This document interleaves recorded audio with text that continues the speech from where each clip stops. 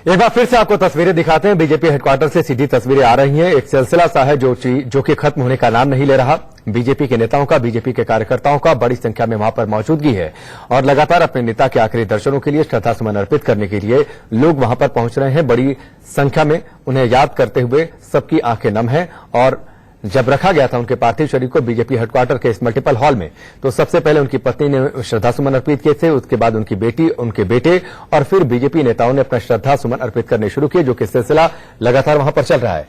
इस बीच आज तस्वीर आपकी टेलीविजन स्क्रीन पर है। राष्ट्रपति रामनाथ कोविंद, गृह मंत्री अमित शाह, रक्षा मंत्री राजनाथ सिंह, बीजेपी के वरिष्ठ नेता लालकृष्ण आडवाणी, जेपी नड्डा जो कि अंतरिम अध्यक्ष हैं, कार्यकारी अध्यक्ष हैं, केंद्रीय स्वास्थ्य मंत्री डॉक्टर हर्षवर्धन, बिहार के मुख्यमंत्री नीतीश कुमार, दिल्ली के मुख्यमंत्री अरविंद केजरीवाल, ये सभी बड़े और दिग्गज नेता उनके कैलाश कॉलोनी स्थित आवास पर पहुंचे हुए थे उनके अंतिम दर्शन के लिए, श्रद्धासुमन अर्पित करने के लिए। और कल शाम से आज सुबह 10 बजे तक उनके पार्थिव शरीर को वहीं उनके आवास पर रखा गया था, जहां पर लोगों ने पहुंचकर अपनी श्रद्धांजलि अर्पित की। और इस बीच मेरे सहयोगी मनोहर केसरी ने गुजरात के मुख्यमंत्री रूपाणी से बातचीत की है, सुनिए। कैसे जेटली जी को याद करना चाहिए?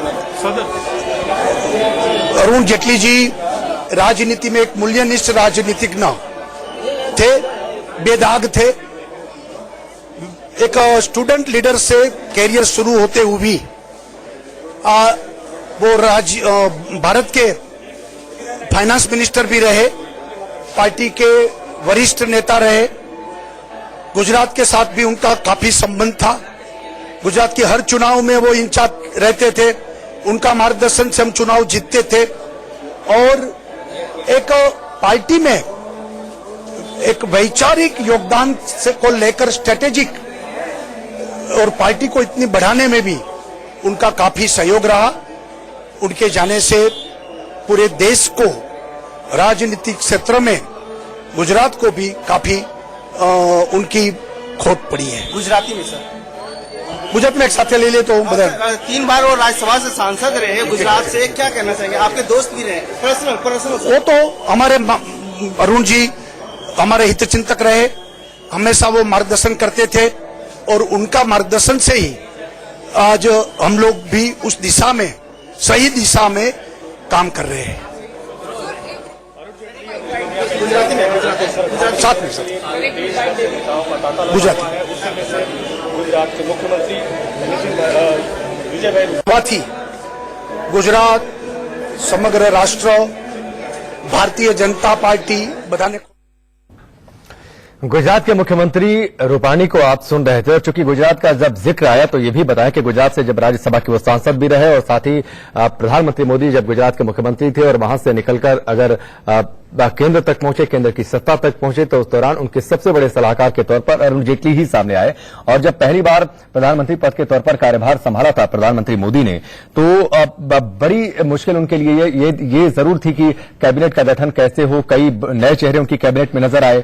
तो इनमें ये बताया जाता है, जो जानकार हैं और जो काफी करीबी हैं वो ये बताते हैं कि अरुण जेटली से उनका गहन विचार विमर्श चला था कैबिनेट गठन को लेकर। इनमें पीयूष गोयल, निर्मला सीतारमण और धर्मेंद्र प्रधान शामिल थे। और ये बताया जाता है कि जेटली ने ही अमित शाह और प्रधानमंत्री को इनके नाम और इनकी विशेषताओं के बारे में बताया था और ये उनसे कहा था कि आप इन्हें कैबिनेट में शामिल करें। मुकुल रोहतगी और जेटली भी अच्छे मित्र माने जाते हैं और रोहतगी को जब सॉलिसिटर जनरल बनाने की बातचीत सामने आई थी तो उस दौरान भी कुछ दिक्कतें आई, लेकिन उस दौरान ही अरुण जेटली आ गए और उन्होंने ये रास्ता भी साफ कर दिया था। ये दिक्कतें भी उन्होंने दूर कर दी थी और उसके बाद सॉलिसिटर बनाए गए थे मुकुल रोहतगी। अरुण जेटली को याद करने वालों में हर पार्टी और हर वर्ग के लोग शामिल हैं। कांग्रेस से बीजेपी तक हर नेता उनको याद कर भावुक उठे। वो पार्टी के संकट मोचन थे, अपने लोगों के संकट मोचन थे और एक हंसता हुआ चेहरा। कितनी आवाज में, क्रोध में कोई जेटली के सामने जाता था कुछ कहने के लिए, लेकिन जैसे वो वार्ता करते थे वो उनका ही होकर रह जाता था। ये बात हाउस में भी देखने के लिए मिलती थी और सेंट्रल हॉल में भी देखने के लिए मिलती थी। उनके विचार भाव से हम लोग बहुत प्रभावित थे। वो सबको मित्रवत से व्यवहार करते थे। उनके बातचीत में एक ऐसा खिंचाव था कि आदमी खींचे हुए चला जाता था, उनसे बात करके संतुष्ट होता था। आज वो नहीं रहे, लेकिन उनकी याद हमेशा आदमी का चलता है।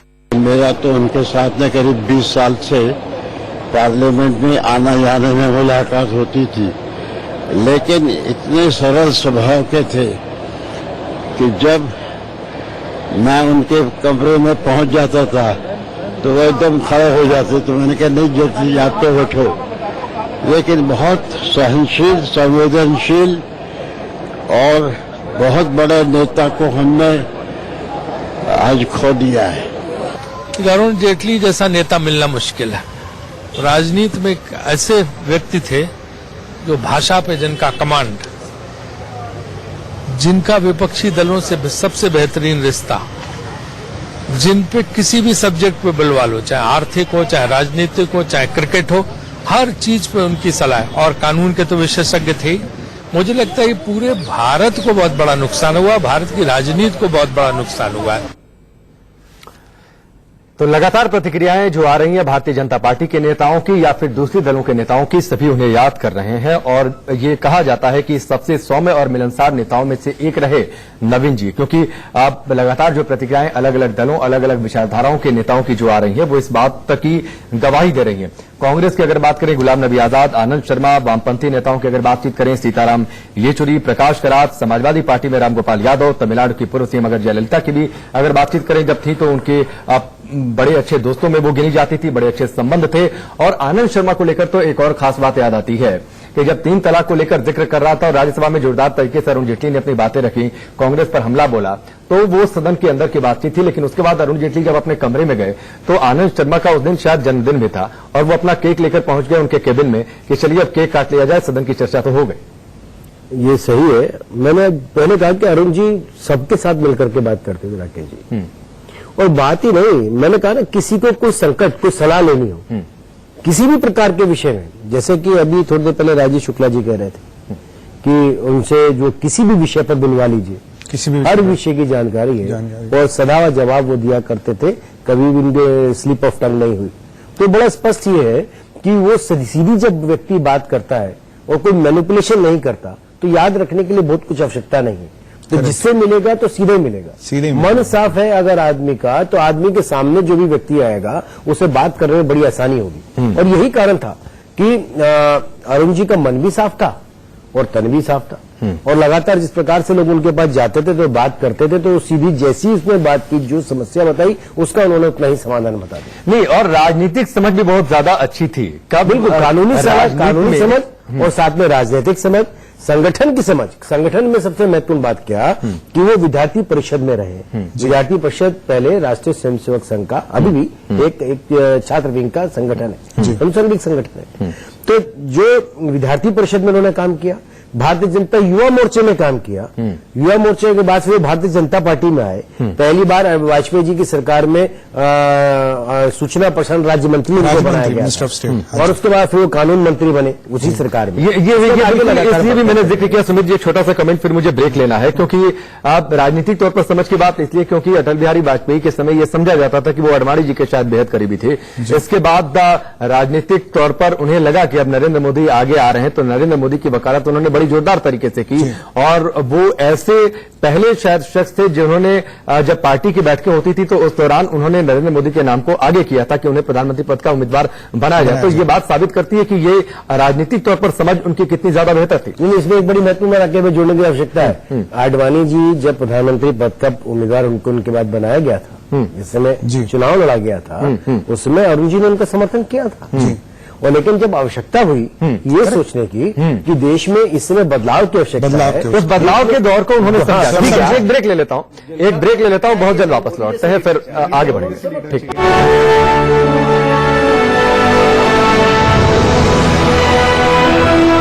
मंत्री नितिन गडकरी से भी हमने बातचीत की है, क्या कुछ उन्होंने कहा वो आपको सुनवाते हैं।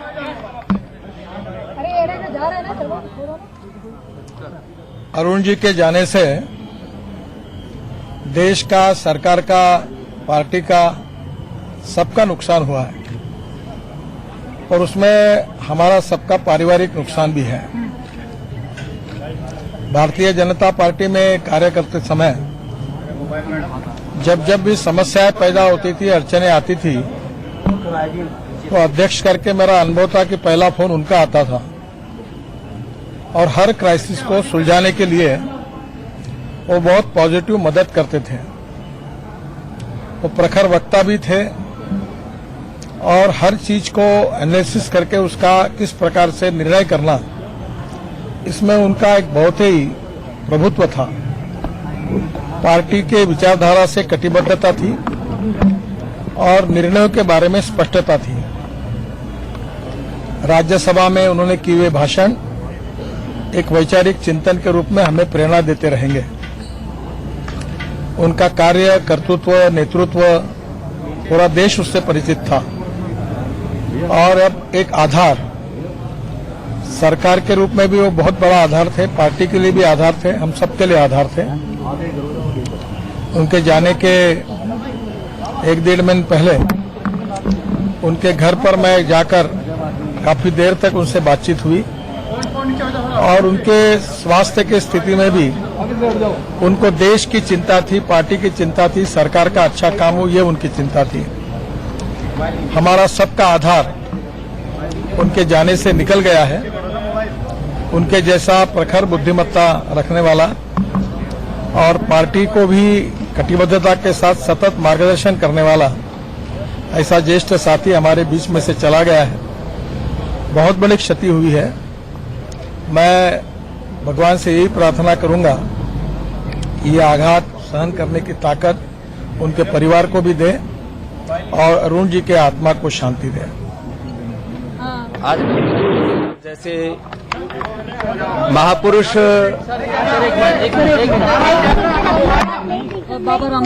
जी आराम से आवाज मत करो। जी आदरणीय जेटली साहब जैसे महापुरुष युगों के बाद आया करते हैं। भगवान ने उनको एक अप्रतिम प्रतिभा के साथ घड़ा। उनका वैयक्तिक जीवन, सामाजिक जीवन, उनका राजनीतिक जीवन हम सब के लिए एक बहुत बड़ी प्रेरणा है।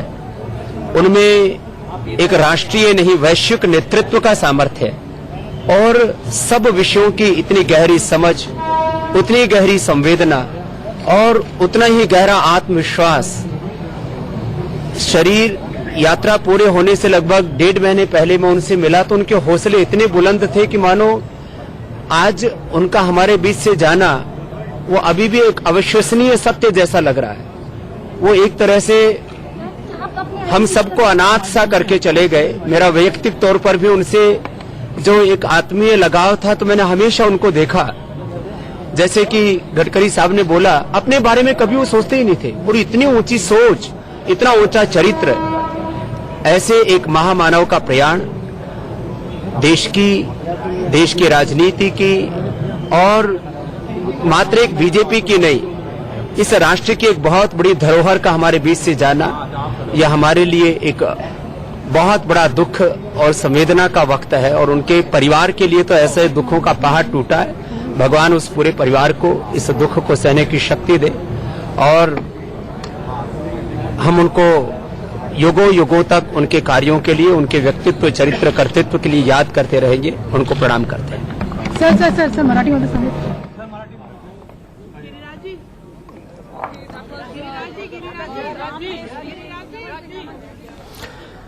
केंद्रीय मंत्री गडकरी और स्वामी रामदेव को आप सुन रहे थे। फिलहाल आज हम सब के लिए न केवल छत्तीसगढ़ से बल्कि पूरे देशवासियों और जो दल की सीमाओं से ऊपर हटकर जो लोकप्रियता माननीय जेटली जी का रहा है और एक संकट मोचन के रूप में, मुझे आज भी ख्याल है छत्तीसगढ़ में जब मैं पहली बार मुख्यमंत्री बना और उस समय विधायकों की खरीद फरोख्त की बात हुई, रात को 12 बजे अरुण जी वहां पहुंचे और उस खरीद फरोख्त की पर्दाफाश करते हुए फिर लगातार 15 साल सरकार रही। तो इस प्रकार बड़े बड़े संकट जब भी आए हमने हमेशा अरुण जी को याद किया और एक फाइनेंस मिनिस्टर के तौर पे छत्तीसगढ़ का विकास और पूरे देश के विकास की चाबी उनके हाथ में रही। एक ऐसा व्यक्ति जो हम सब के लिए, एक सामान्य कार्यकर्ता के लिए और हम जैसे लोगों के लिए न केवल प्रेरणा देते थे बल्कि एक मार्गदर्शक के रूप में हमने हमेशा याद किया। आज मैं अपनी विनम्र श्रद्धांजलि अर्पित करता हूँ। छत्तीसगढ़ के पूर्व मुख्यमंत्री डॉक्टर रमन सिंह को आप सुन रहे थे अपनी श्रद्धांजलि अर्पित करते हुए। इससे पहले केंद्रीय मंत्री गडकरी को आपने सुना और साथ ही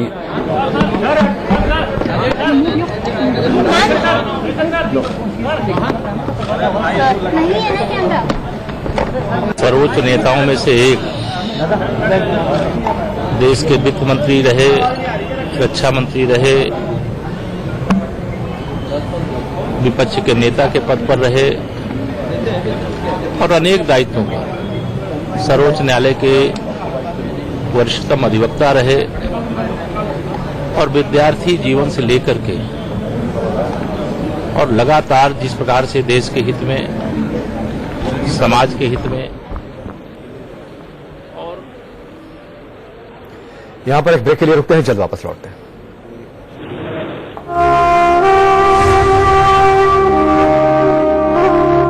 सोचा था दिया को फॉरेन यूनिवर्सिटी भेजेंगे, पर ये तो टर्म इंश्योरेंस लेना ही भूल गए। PolicyBazaar.com पर पाओ 1 करोड़ का टर्म इंश्योरेंस सिर्फ 490 रुपए पर मंथ में।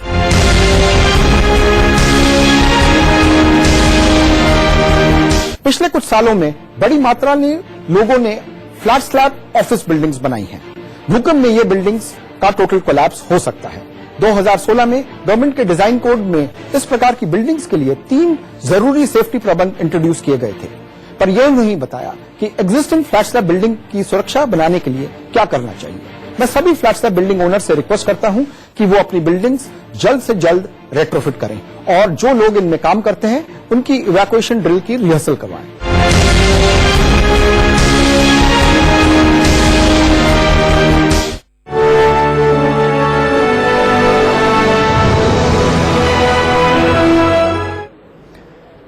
ब्रेक के बाद फिर से एक बार सीधी तस्वीरें आपको बीजेपी हेडक्वार्टर से दिखाते हैं। हरियाणा के मुख्यमंत्री मनोहर लाल खट्टर वहां पर पहुंचे हुए हैं श्रद्धांजलि अर्पित करने के लिए। अब से थोड़ी देर पहले उन्होंने श्रद्धांजलि अर्पित की है।